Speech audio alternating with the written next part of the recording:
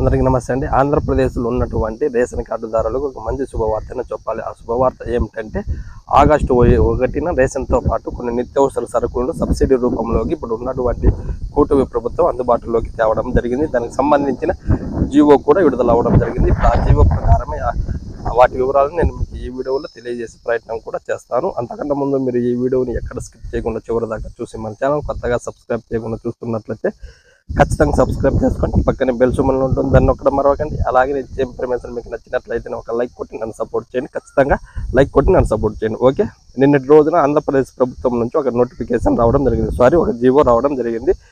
August 1న రేషన్తో పాటు కొన్ని subsidy రూపంలోకి అందుబాటులోకి తేవడం కూడా జరిగింది. ఇప్పుడు వాటికి సంబంధించిన జీవో ప్రకారం ఆగస్టు 1న మనం రేషన్ షాపుల దగ్గరికి వెళ్ళి మనం రేషన్ పొందాల్సి ఉంటుంది.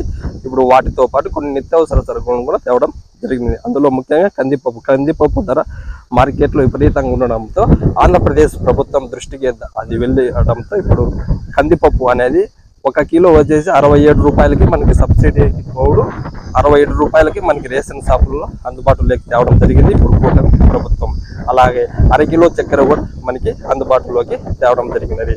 ఖచ్చితంగా కందిపప్పు 1/2 కిలో చక్కెర అనేది మనకి ఆగస్టు 1న రేషన్తో పాటు ఇవి రేషన్ షాపుల దగ్గరికి మనం వెళ్ళి తీసుకోవాల్సి కూడా ఉంటుంది. ఇది రేషన్ కార్డులు కలిగిన తెల్ల రేషన్ కార్డులు కలిగిన ప్రతి ఒక్కరికి ఒక మంచి శుభవార్త అని చెప్పాలి. ఎందుకంటే మార్కెట్లో విపరీతమైన రేటు ఉన్నందున ఈ రెండు మనకి అందుబాటులోకి సబ్సిడీ పద్ధతిలోనే మనకి తేవడం జరిగింది ఇప్పుడు సిబిఎన్ గారి ప్రభుత్వం. ఓకే, ఇలాంటి గవర్నమెంట్ సబ్జెక్ట్స్ కోసం మీరు మన ఛానల్ సబ్స్క్రైబ్ చేసుకొని పక్కనే బెల్ సింబల్ ఉంటుంది, దాన్ని నొక్కడం మరొకంటే. అలాగే నేను ఇచ్చిన ఇన్ఫర్మేషన్ మీకు నచ్చినట్లయితే ఒక లైక్ సపోర్ట్ చేయండి. ఈ వీడియోని మీ ఫ్రెండ్స్, బంధువులు అలాగే మీతోటి రేషన్ తీసుకునే వారికి కూడా ఒకసారి ఈ వీడియోని షేర్ చేయండి. వారు కూడా ఈ ఇన్ఫర్మేషన్ తెలుసుకున్నట్టు కూడా ఉంటుంది. Thank you.